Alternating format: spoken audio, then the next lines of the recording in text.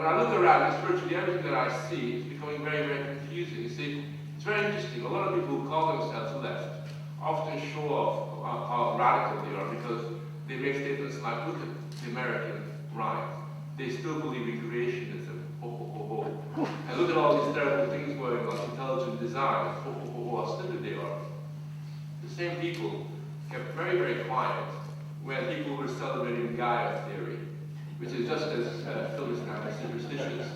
And when people came along and attacked science, they made statements like, oh, you're letting the genie out of the bottle, or you're allowing your imagination to go forward, and basically accepted and internalized many of the anti-science sentiments that now create the condition for something like creationism and intelligent design to grow. Well, I don't know how much history that you know, but have you ever come across any chapter in human history where somebody gave power to somebody else? I mean, maybe I had a very sheltered educational life, but all that I know is that real power is something that people took, something that they kind of assumed for themselves. Nobody was ever empowered. The very idea of empowering somebody basically means to make them dependent upon you. It basically means to make them dependent upon an institution, usually the state or some bureaucratic organization, or in some cases a therapist or a professional or a mentor or something like that. That's what empowering really means. But the worst is from that. In England, we use the word, I'm sure you use it in the States as well, because all of bad language from me. People have always talked about people as being powerless and stupid. But there's always a very robust alternative to that. And there were debates between those who said people are weak and powerless, and those who said that people are able to make their history, they had the potential to alter their circumstance. These days, we haven't got that debate. What we have instead is people saying, well, let's empower people, let's support people, let's help them, which is meant to be a nice, sort of way of engaging with ordinary people. But people don't need that. What people need is the space to work out their own solutions.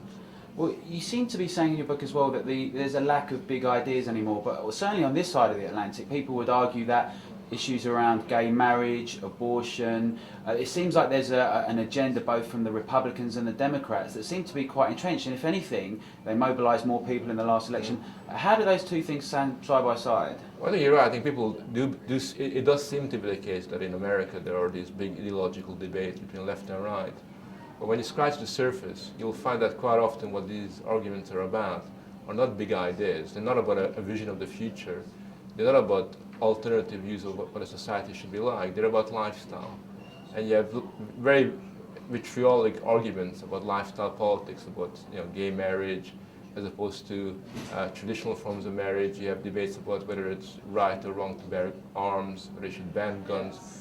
When you look at them, they're all about people's lifestyles rather than about the future, what kind of world you want to create and live in.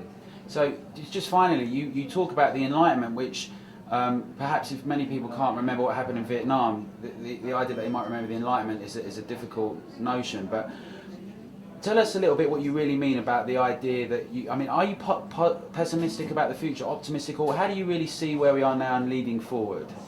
Well, I think that one needs to take a sober grip on reality and realize that many of the gains of the past, particularly of the Renaissance, the Enlightenment, we've lost to some extent. We no longer believe in progress. We no longer believe in experimentation. We're very fearful of science.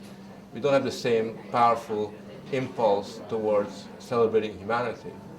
And I think as a result of that, we've gone backwards a bit. But at the same time, one can be optimistic because there is a lot of potential out there. We're still developing technology.